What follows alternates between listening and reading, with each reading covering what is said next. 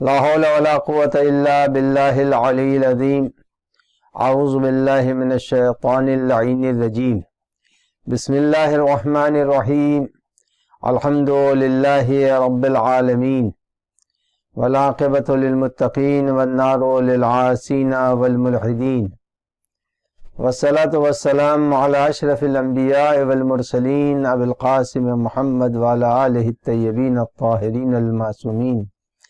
لا سيما على الإمام المنتظر، واللعنة الدائمة الباقية على أعدائهم أجمعين. أما بعد، فقد قال الله الحكيم في كتابه الكريم: بسم الله الرحمن الرحيم، وَاعْبُدْ رَبَّكَ حَتَّى يَأْتِيَكَ الْيَقِينُ. میں اپنے تمام زینبیہ چینل کے ناظرین کی خدمت میں ماہ مبارک شعبان کی تبریک عرض کرتا ہوں۔ یہ وہ مہینہ ہے جس کے اندر مسرتیں، خوشیاں ہی خوشیاں ہیں۔ اسی ماہ کی تیسری کو امام حسین علیہ السلام، پھر حضرت عباس علیہ السلام، پھر حضرت قاسم علیہ السلام، پھر خود نیمہ شعبان میں روح کائنات حضرت امام عصر علیہ السلام کی ولادت بسعادت ہے۔ ان تمام خوشیوں کی تبریک کے ساتھ میں نے قرآن مجید کی جس آیہ کریمہ کو اس وقت کی تقریر کا عنوان قرار دیا ہے، اس کا بہت گہرا ربط حضرت امام زین العابدین علیہ السلام سے ہے۔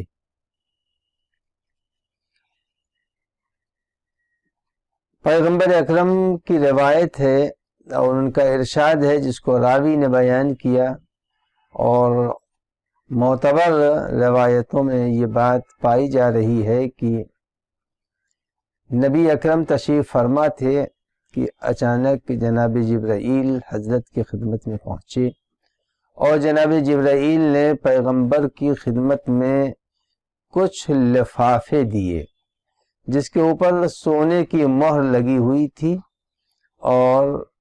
پیغمبر کو مخاطب کر کے جناب جبرائیل نے فرمایا کہ یا رسول اللہ، آپ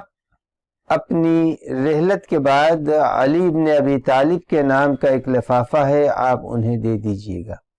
اور ان سے فرمائیے گا کہ لفافے کو کھولیں اور اس میں جو تحریر لکھی ہے اللہ کی طرف سے،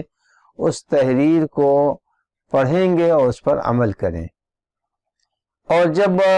وہ دنیا سے جانے لگیں تو پھر امام حسن کے نام کا لفافہ ان کے حوالے کریں،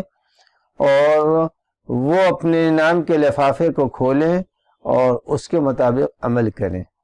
اور وہ جب جانے لگیں تو امام حسین کے حوالے کر دیں، اور امام حسین جب دنیا سے جانے لگیں تو امام زین العابدین کے حوالے لفافہ کر دیں، اور وہ لفافے کی مہر کو توڑیں اور اس کے اندر جو مکتوب اور تحریر ہے اس تحریر کے مطابق عمل کریں۔ تو عزیزان گرامی، سلسلہ وار یہ لفافے ائمہ بعد الائمہ یکے بعد دیگرے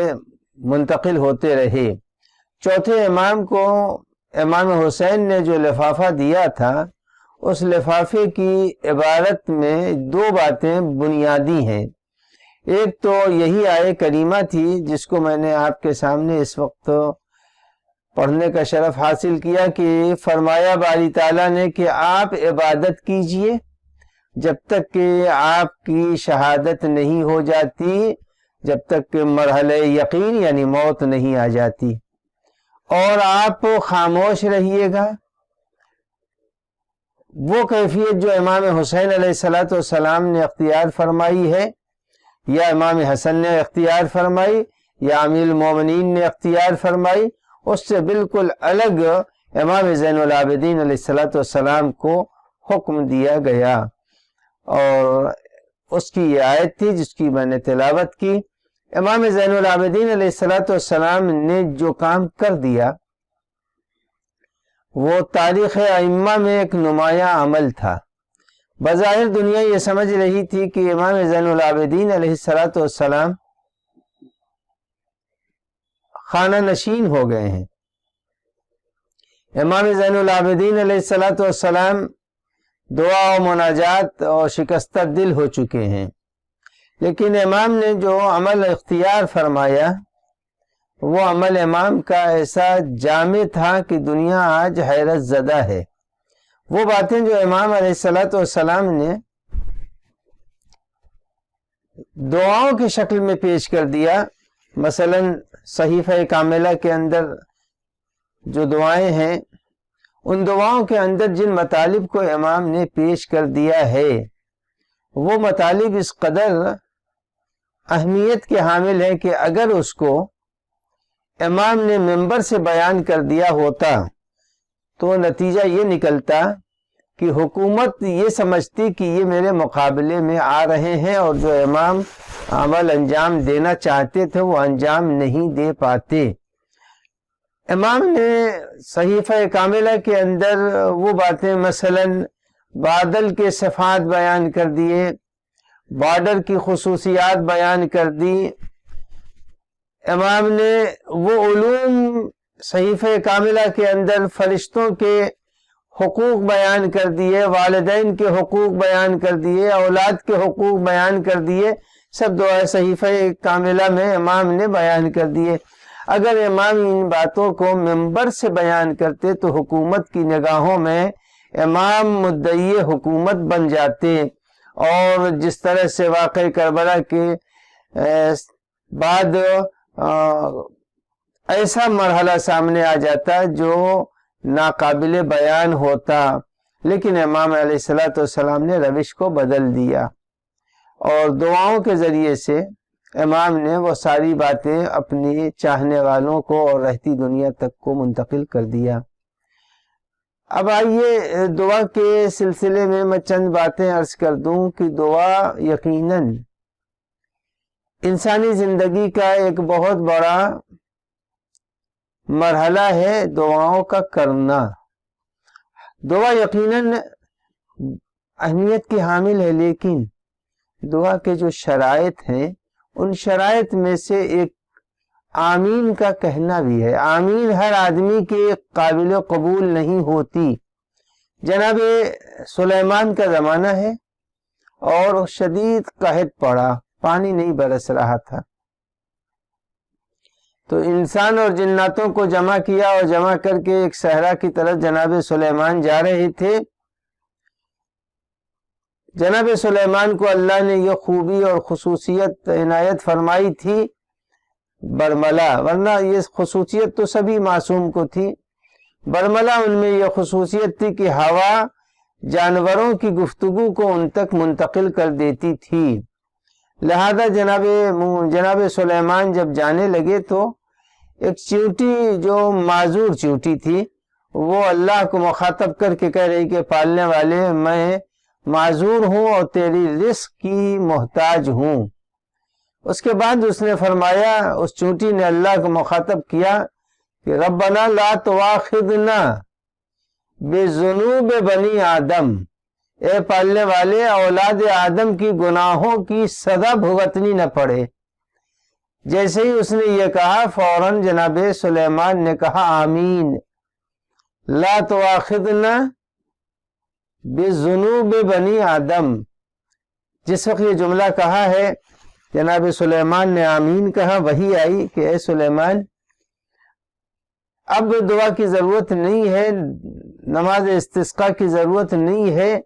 جناب سلیمان نے اپنے ساتھ چلنے والے انسانوں اور جناتوں سے کہا تم سب واپس جاؤ، اس لیے کہ شدید بارش ہونے جا رہی ہے، اور خدا بند متعال نے مجھے خبر دی ہے کہ چیونٹی نے دعا کی تھی اور تم نے اس کی دعا کو سننے کے بعد آمین کہا، لہذا تم سے بہتر آمین کہنے والا کوئی نہیں تھا، لہذا میں نے دعا کو مستجاب کر لیا۔ تو یہ بات سمجھ میں آئی کہ ہر کی کہ آمین سے پروردگار عالم دعا کو قبول نہیں کرتا، بلکہ دعا کو اس کے قبول کرتا ہے کہ دعا کرنے والا دعا کر رہا ہو اور آمین کہنے والا بے خطا اور بے گناہ ہو۔ یہ تو ایک رخ تھا حضرت زین العابدین علیہ السلام کی دعاؤں کے ذریعے سے پروردگار عالم نے زمین کے اوپر بہت سے گنہگار کی گناہوں کو قبول کر لیا اور ان کی مغفرت کا سامان فراہم کر دیا۔ دعا کے لیے ایک شان یہ ہونی چاہیے کہ دعا لا یترتب تلک الثمرات الا بحضور قلبها۔ جناب معصومین علیہ الصلوۃ والسلام کی طرف منسوب ہے کہ انہوں نے فرمایا کہ دعا اس کی قبول ہوتی ہے جو دعا کو قلب کی گہرائیوں سے انجام دے رہا ہو۔ جناب موسیٰ کے زمانے میں یہ ایک واقعہ پیش آیا تھا کہ جناب موسیٰ نے دیکھا کہ کچھ لوگ زار و قطار رو رہے ہیں اور دعائیں کر رہے ہیں،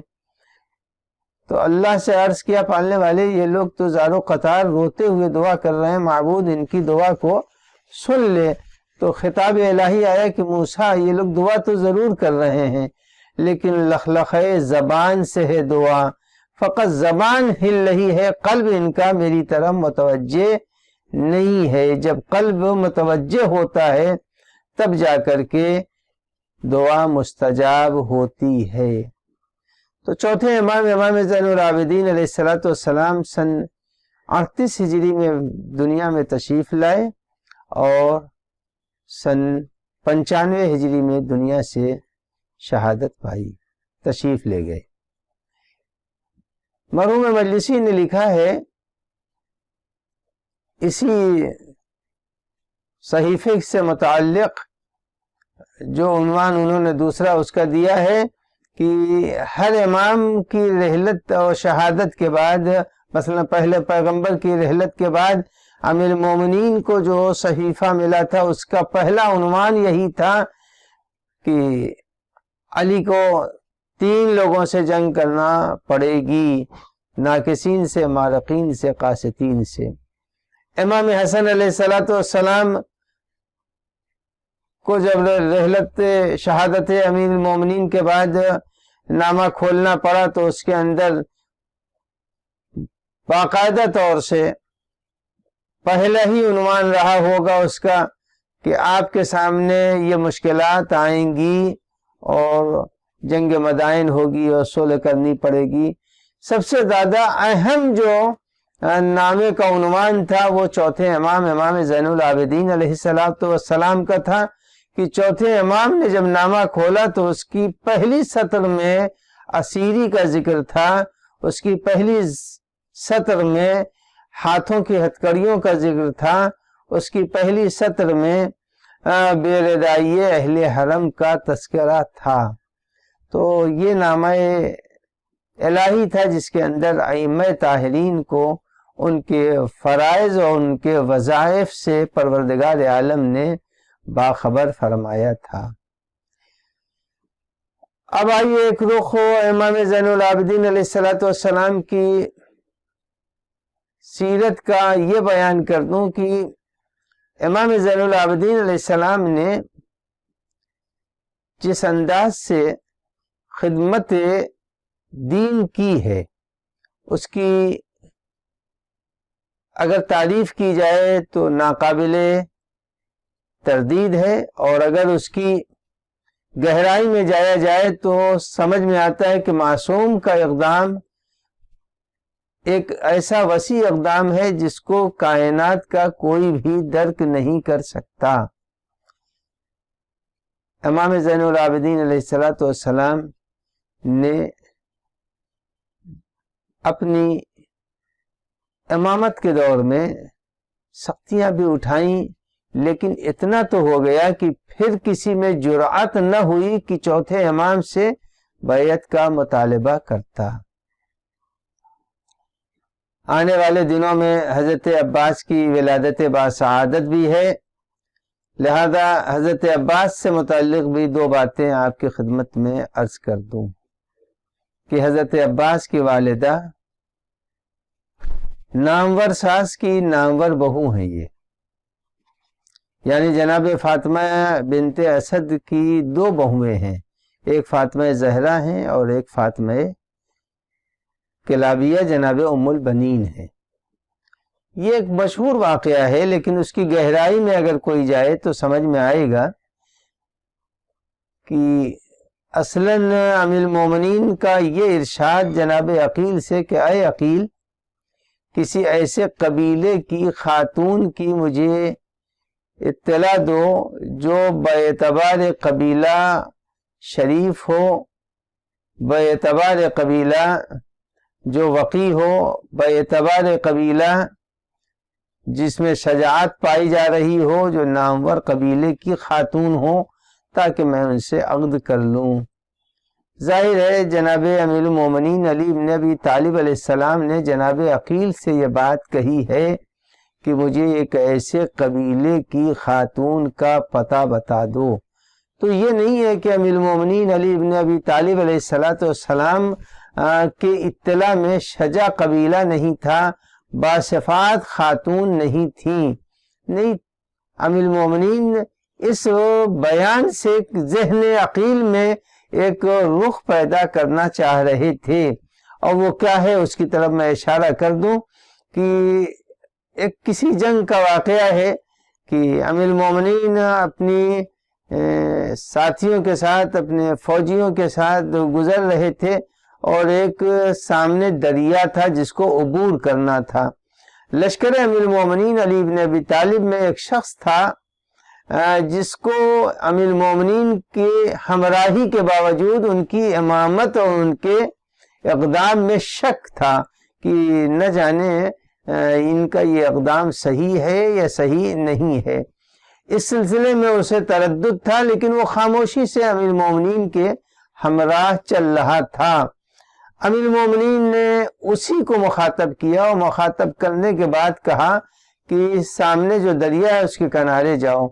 اور جانے کے بعد تم اس دریا پر کھڑے ہونا اور کہنا، اس نام کی مچھلی کو پکارنا، اور جب وہ آ جائے تو اس سے پوچھنا کہ اس دریا میں پانی پایاب کہاں ہے، یعنی کہاں گہرا زیادہ ہے اور کہاں پانی گہرا کم ہے۔ یہ سوال تم کر لینا اس سے، وہ جواب دے گی، آ کے بتا دینا۔ اب واقعے کو مکمل کرنے سے پہلے میں اتنی بات بتا دوں کہ معصومین علیہ السلام افراد کے سوچنے اور ان کے خیالات کی نگرانی بھی کر رہے ہیں۔ یہ ذہنوں میں نہیں آئے کہ معصوم کو ہمارے خیالات اور ہمارے تمناؤں کی اطلاع نہیں ہے۔ میں اس واقعے کو یہیں پر روک کر کے ایک واقعہ مختصر سا سنا رہا ہوں جو کوفے کا واقعہ ہے۔ کوفے کا ایک واقعہ یہ ہے کہ ایک مومن اور اہل بیت کا چاہنے والا ہر شب جمعہ جاتا تھا امام حسین کی زیارت کو کوفے سے۔ جب کوفے سے امام حسین کی زیارت کو جاتا تھا تو وہ آدمی اور امیر المومنین کی زیارت کے لیے آتا تھا۔ اس زمانے میں پیدل کا راستہ تھا، گھنٹوں لوگ کوفے سے امیر المومنین کے حرم میں پہنچتے تھے، وہاں سے پھر کربلا کے لیے روانہ ہوتے تھے۔ تو یہ شخص جب دیکھتا کہ شب جمعہ آئی ہے اور یہ اپنے گھر سے زیارت امیر المومنین کے لیے جا رہے ہیں تو یہ طنز کرتا، اچھا تم اپنے علی کی زیارت کے لیے جا رہے ہو۔ اسے بہت کھلتا یہ طنز کرنا اس کا۔ ایک دن جا کر کے اس نے امیر المومنین سے شکایت کی کہ مولا، جب میں آپ کی زیارت یا کربلا کا قصد کرتا ہوں تو یہ شخص طعنہ زن ہوتا ہے۔ تو امیر المومنین علیہ السلام نے خواب میں اس سے یہ کہا کہ تم یقیناً رنجیدہ خاطر ہوتے ہو، میں تمہارے شکوے اور گلے پر عمل کر کے اس کو سزا دے سکتا تھا، لیکن فقط اس کے ایک عمل سے میں نے اسے روک دیا ہے۔ تو اس نے خواب میں امیر المومنین سے پوچھا کہ مولا وہ کون سا عمل ہے جس کی وجہ سے آپ نے اس کو روک دیا ہے؟ تو حضرت نے فرمایا کہ یہ ایک دن نکل رہا تھا اپنے گھر سے،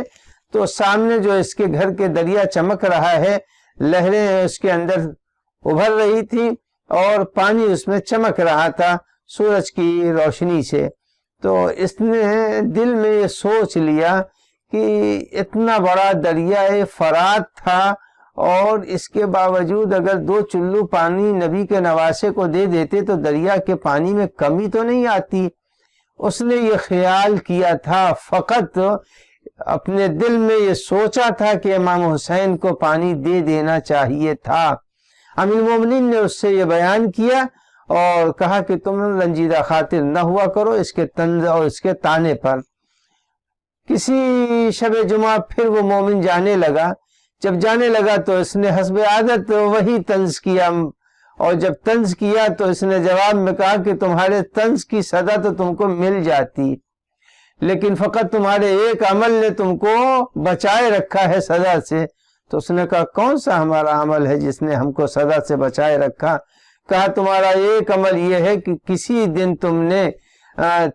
دریا کو چمکتے ہوئے دیکھا اور اس وقت سوچ لیا تھا کہ اگر چند چلو پانی اس سے حسین اور ان کے اہل بیت کو دے دیتے تو دریا کے پانی میں کمی نہیں ہوتی۔ اس نے جب یہ سنا تو فوراً اس نے کہا کہ یہ بات تم کو کس نے بتائی؟ یہ تو میں نے کبھی کسی سے اظہار بھی نہیں کیا۔ تو اس نے کہا کہ یہ خود امام نے مجھ سے خواب میں بیان کیا ہے۔ یہ سننا تھا کہ وہ بہرحال اس نے توبہ کی اور امیر المومنین اور اولاد امیر المومنین کے امامت پر ایمان لایا۔ تو جو اصل مقصد یہ تھا کہ اہل بیت عصمت و طہارت دلوں کے حالات سے بھی باخبر رہتے ہیں، لہذا انسان کو اپنے خیالات کو پاک و پاکیزہ رکھنا چاہیے اگر اہل بیت کا ماننے والا ہے۔ خیالات جب پاک و پاکیزہ ہیں تب کہیں جا کر کے اہل بیت سے تقرب ہوگا۔ اگر خیالات میں کسی سے انتقام کا جذبہ ہے، کسی کی غیبت کا خیال ہے، یا کسی کی شکایت، کسی مومن کی شکایت کہیں جا کر کے کرنا، اس کا ارادہ کر لیا ہے تو ظاہر ہے یہ وہ خیالات ہیں جو انسان کو معصوم سے دور کر دیتے ہیں۔ گناہوں کے خیالات کی ایک بہترین مثال امام صادق علیہ السلام نے دی ہے، اور امام کی زندگی میں یہ بہترین گناہوں کے اثرات کا تذکرہ ملتا ہے۔ ایک نوجوان نے امام صادق علیہ السلام سے کہا کہ مولا، میں گناہ تو نہیں کرتا، میں زنا نہیں کرتا، لیکن غیر شادی شدہ تھا، لیکن خیالات کچھ اس طرح کے آتے رہتے ہیں، آیا میں آپ کی نگاہ میں مجرم ہوں؟ تو امام نے جواب دیا کہ نہیں، ایسا نہیں ہے، مجرم تو نہیں ہو، جرم جب ظاہر میں ہوگا تبھی جا کے اس پر سزا مرتب ہوتی ہے۔ لیکن امام نے فرمایا کہ یاد رکھنا، اگر کوئی شخص مسلسل آراستہ گھر میں دھواں کر رہا ہو تو دھواں کرنے سے اس کے گھر میں آگ نہیں لگے گی، لیکن دھوئیں سے سارے کا سارا سامان اور فضا اس کی گرد آلود ہو جائے گی، غبار آلود ہو جائے گی، دھوؤں سے متاثر ہو جائے گی۔ تو پتہ چلا کہ تصور گناہ بھی انسان کو دور کر دیتا ہے قرب معصوم سے، اور امام زمان اس وقت ہمارے اصل کے امام ہیں، لہذا ہر انسان کو چاہیے کہ اپنے ذہن کو خیالات فاسد سے پاک و پاکیزہ رکھے، نہ کسی کو فریب دینے کا ارادہ کرے، نہ کسی کو سزا دینے کا ارادہ کرے، نہ کسی سے انتقام کا ارادہ کرے، نہ کسی کو سے دھوکہ و فریب کا ارادہ کرے، یہ نہیں ہونا چاہیے۔ اب آئیے جو واقعہ میں آپ کی خدمت میں عرض کر رہا تھا کہ وہ شخص جس نے جا کر کے دریا کے کنارے مچھلی کو مخاطب کیا تو ایک مچھلی اس میں سے نکلی، اس نے جواب دیا کہ اے ابو نصر، اس نام کی تو بے شمار مچھلیاں ہیں، تم کس مچھلی کو مخاطب کر رہے ہو؟ وہ آیا اور آنے کے بعد امیر المومنین سے ذکر کیا کہ مولا، میں نے آپ کے کہنے پر دریا کے کنارے آواز لگائی، جب آواز لگائی تو ایک مچھلی آئی، اس نے کہا کہ اس نام کی متعدد مچھلیاں ہیں، تم کس مچھلی کو مخاطب کر رہے ہو؟ امیر المومنین نے منسوب ہے کہ حضرت نے بتایا فلاں ابن فلاں ابن فلاں ابن فلاں، چند مچھلی کی پشتوں کو بیان کر دیا کہ جانا اس طرح سے آواز دینا، اور ان چند قسموں کی مچھلیوں کو جب تم مخاطب کرو گے تو اس میں سے ایک مچھلی تم کو جواب دے دے گی۔ تو یہ پہنچے اور جانے کے بعد دریا کے کنارے اس طرح سے انہوں نے ندا لگائی اور آواز لگائی تو مزاج آب برہم ہوا اور ایک مچھلی اس میں سے نکلی تڑپتی ہوئی، اور اس نے مخاطب کیا ابو نصر کو، کہا وائے ہو ابو نصر تم پر کہ تم 5 پشتیں جس امام کو معلوم ہو اس کو یہ نہیں معلوم ہے کہ پانی کہاں کے اوپر گہرا ہے اور کہاں کے اوپر کم گہرا ہے، کہاں پایاب ہے کہاں پایاب نہیں ہے۔ اے ابو نصر توبہ کرو، امام کی امامت کا یقین پیدا کر لو۔ تو اب عزیزان گرامی، جس امام کو اتنا معلوم تھا کہ مچھلیوں کے نسلیں اور نسب معلوم تھا، اسے یہ نہیں معلوم کہ عرب میں کون سا قبیلہ شجاع ہے اور کون سا قبیلہ شجاع نہیں ہے، کہاں سخاوت پائی جاتی ہے کہاں سخاوت نہیں پائی جاتی ہے۔ کیا امام کو اس کی اطلاع نہیں تھی کہ جو جناب عقیل سے کہا ہے عقیل ایک ایسے خاندان اور ایک ایسے قبیلے کا پتہ بتائیے جس کے گھر کی خواتین کے اندر عفت ہو، عزت ہو، شرافت ہو، سخاوت ہو اور یہ ساری خوبیاں اس کے اندر پائی جا رہی ہوں۔ یقیناً ایسا ہی تھا، امیر المومنین کو خبر تھی، وہ یہ چاہ رہے تھے کہ میں اگر عباس کا تصور لے کر ایک شجاع خاتون سے شادی کی تمنا رکھتا ہوں تو عقیل بھی اسی طرح سے ایک شجاع بیٹے کی تمنا اپنے ذہن میں سجائے رکھیں۔ جناب عقیل نے ایک ایسے بیٹے کو دنیا کے حوالے کیا جس کا نام تھا مسلم، اور اگر عباس کربلا کے میدان میں زبردست تھے تو جناب مسلم بھی نمائندگی امام حسین میں کوفے کے اندر لاجواب تھے، بے مثال تھے۔ تو عزیزان گرامی، امام زین العابدین حضرت عباس اور جناب قاسم، 3 کی ولادتیں یہ پے در پے ہیں۔ امام حسین تیسری کو ہے اور اس کے بعد منسوب یہ ہے کہ 5ویں کو، 4تھی کو حضرت عباس ہے اور 5ویں کو حضرت قاسم ہے۔ تو عزیزان گرامی، واقعہ کربلا کے لیے اہتمام امیر المومنین نے بھی کیا، واقعہ کربلا کے لیے اہتمام جناب جناب عقیل نے بھی کیا، اور واقعہ کربلا کا اہتمام امام حسن مجتبیٰ نے بھی کیا۔ لہذا ایک مختصر سی کتاب ہے عرس ماتم، اس کتاب کے اندر لکھنے والے نے یہ لکھا کہ امام حسن مجتبیٰ کی جب شہادت ہو رہی تھی اور حضرت مجروح ہو کر کے بستر شہادت کے اوپر تھے، زہر اپنا اثر کر چکا تھا، اس وقت سب کو امام حسین کے حوالے کیا، اور جب سب کو امام حسین کے حوالے کیا تو ایک موقع وہ آیا کہ مادر حضرت قاسم کے سسکنے کی آواز امام نے سنی، اور جب سنی تو پھر امام حسن نے مخاطب کیا کہ کیوں تم رو رہی ہو؟ تو انہوں نے فرمایا کہ آپ نے سب کو حوالے تو کر دیا امام حسین کے، لیکن میرے بیٹے کو آپ نے حوالے نہیں کیا۔ اب تاخیر کی جو بھی وجہ ہو، شاید واقعی کربلا کو عین وقت کے اوپر اور اس کا تذکرہ امام کے لیے وقت شہادت بہت گراں شاید رہا ہو، لیکن جو بھی مصلحت تھی اس میں اس کا تو علم امام کو ہے، لیکن جس وقت جناب مادر قاسم نے یہ شکوہ کیا تو پھر امام نے بلایا، اور بلانے کے بعد جناب سید الشہداء کو حوالے کیا کہ یہ میرا بیٹا ہے، یہ آپ کے حوالے ہے۔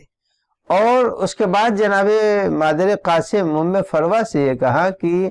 جب کبھی کوئی بڑا وقت آن پڑے تو تم اس بچے کے گلے میں جو تعویذ ہے اسے کھول لینا اور اس کے مطابق تم عمل کر لینا۔ جناب ام فروہ نے یہ بات سنی اور تعویذ وہ گلے میں رہا، اور مسلسل وہ جناب قاسم اس تعویذ کو پہنتے رہے۔ وقت گزرتا رہا، سن 50 سے لے کر سن 60، 10 سال تک گھر کے اندر سرپرستی سید الشہداء کی رہی، امام حسین علیہ السلام کی سرپرستی رہی، اور اسی سن 38 میں امام زین العابدین علیہ السلام کی بھی ولادت ہو چکی تھی، تو کربلا کے میدان میں امام زین العابدین علیہ السلام کی عمر مبارک بھی ایک بھرپور جوان کی تھی، یعنی 22 سال اور 23 سال کے درمیان کی عمر تھی چوتھے امام کی۔ بہرحال حضرت زین العابدین کی شجاعت کے لیے بھی یہی تھا کہ وہ بھی کربلا میں بہت زیادہ بہادر اور شجاع کی حیثیت سے پہنچے تھے۔ امام زین العابدین کے مقابلے میں حضرت عباس تھے، اور کہا یہ جاتا ہے کہ 3 تلواریں اگر کربلا میں آ جاتی تو جنگ کربلا کا نقشہ بدل جاتا ہے۔ ایک زین العابدین کی تلوار، ایک حضرت عباس کی تلوار، اور ایک جناب عبداللہ کی، جناب زینب کے شوہر کی تلوار۔ اگر یہ 3 تلواریں کربلا میں موجود ہوتی تو دشمن کھیرے اور ککڑی کی طرح سے کٹ جاتے، اور واقع کربلا کا نقشہ الگ ہوتا۔ تو چوتھے امام کے لیے یہ ہے کہ امام نے جو زرہ توڑی تھی اور اس سے حضرت متاثر ہوئے، اور علماء یہ لکھتے ہیں کہ دائم المریض نہیں تھے وہ، تو امام زین العابدین علیہ السلام کو پیش کیا جاتا ہے کہ اس طرح سے کہ وہ گویا کہ دائم المریض تھے۔ نہیں، دائم المریض نہیں تھے، بلکہ زرہ کو اپنے ہاتھوں سے جو توڑا تھا اس کا اثر یہ ہوا کہ حضرت کے جسم پر تپ اور بخار کی کیفیت طاری ہو گئی تھی۔ تو حضرت عباس میدان کربلا میں اتنے بہادر تھے، اتنے شجاع تھے کہ جس کے لیے جناب زینب کا وہ شعر ہے کہ شہزادی نے فرمایا کہ اے بھیا عباس، تمہارے وجود سے دشمن جگ رہے تھے، ان کو خوف تھا کہ وہ سو نہیں پا رہے تھے، اور ہم اہل بیت تمہارے وجود سے سو رہے تھے، اور اب تمہارے بعد ہم جگ رہے ہیں، وہ سو رہے ہیں۔ اور جناب قاسم کے گلے میں جو تعویذ تھا، جب وہ امام حسین سے اجازت کے لیے آئے اور امام حسین نے اجازت نہیں دی، تو جناب